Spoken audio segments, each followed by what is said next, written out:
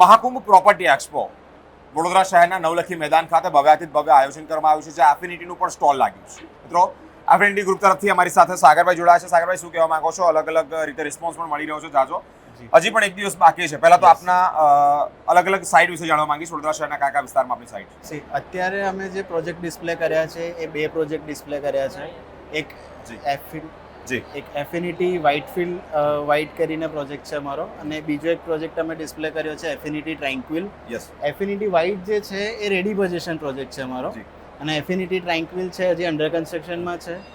High and product છે અમારી પાસે, કે જેમાં 4 BHK અને 4B2HK 5 BHK છે આપણી પાસે પેન્ટ હાઉસીસમાં, જેમાં મિનિમમ કાર્પેટ સાઇઝની વાત કરું તો 1900 સ્ક્વેર ફીટના કાર્પેટથી લઈને 5400 સ્ક્વેર ફીટ સુધીના કાર્પેટ રેન્જ મળશે, રાઈટ. અને ઓવરઓલ ક્રેડાઈની વાત કરીએ તો ક્રેડાઈમાં દર વર્ષે જ્યારે પણ આયોજિત થાય છે ત્યારે બહુ જ સારો રિસ્પોન્સ મળતો હોય છે. બાયર્સને પણ એવું છે કે યાર એક જ જગ્યા પર મલ્ટિપલ પ્રોડક્ટના ઓપ્શન મળતા હોય, ત્યારે ક્રેડાઈ જ્યારે પણ આયોજિત થતો હોય ત્યારે અમને પણ એવું હોય કે ના, ક્રેડાઈ આવ્યું છે તો હવે અમારે અંદર પાર્ટિસિપેટ કરવું જ જોઈએ, અને બાયર્સ માટે વન સ્ટોપ સોલ્યુશન છે. Okay.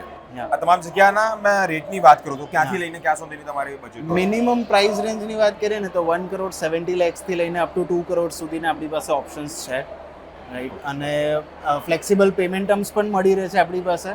So yes, high and product છે મેં કીધું એ રીતે, એટલે 1,70 થી લઈને 2-2.5 crore સુધીના આપણી પાસે પ્રોજેક્ટ સેગમેન્ટ્સ છે. Last question, real estate develop થઈ રહ્યો છે, ગુજરાતનો નકશો બદલાઈ રહ્યો છે. યસ. શું કહેવા માંગો છો? કયા એંગલથી એ વસ્તુને જોવો છો? ઓવરઓલ સિટીના ઇન્ફ્રાસ્ટ્રક્ચરની વાત કરીએ કે રિયલ એસ્ટેટ લોબીની વાત કરીએ ને તો અમદાવાદ અને સુરત અત્યાર સુધી ડેવલપ થતું હતું, હવે વડોદરા ડેવલપ થવાનું ચાલુ થઈ રહ્યું છે, રાઈટ. અને વાત કરીએ ને તો વડોદરા એ રીતે ડેવલપ થઈ રહ્યું છે કે મોસ્ટલી અમે જ્યારે પણ ઇન્ક્વાયરીઝને હેન્ડલ કરતા હોઈએ ત્યારે અમને એવા બાયર્સના રિસ્પોન્સ મળતા હોય છે કે રિટાયરમેન્ટ પ્લાન વડોદરામાં થઈ રહ્યા છે ઘણા બધા લોકોના, ચાહે સુરતથી મૂવ થતા હોય, ચાહે અમદાવાદથી મૂવ થતા હોય કે મુંબઈથી પણ આવતા હોય. તો રિટાયરમેન્ટ સિટી તરીકે અત્યારે ઘણા બધા જોઈ રહ્યા છે કે જે પણ મોટા મોટા ઓફિસર્સ છે કે વેલ સેટલ ફેમિલીને હવે એવું છે કે એક સેફ એન્ડ સાઉન્ડ પ્લેસ જોઈએ છે, તો વડોદરા દે આર પ્રિફર્ડ, કે વડોદરાની અંદર એક સેફ સિટી મળી રહે છે એમને.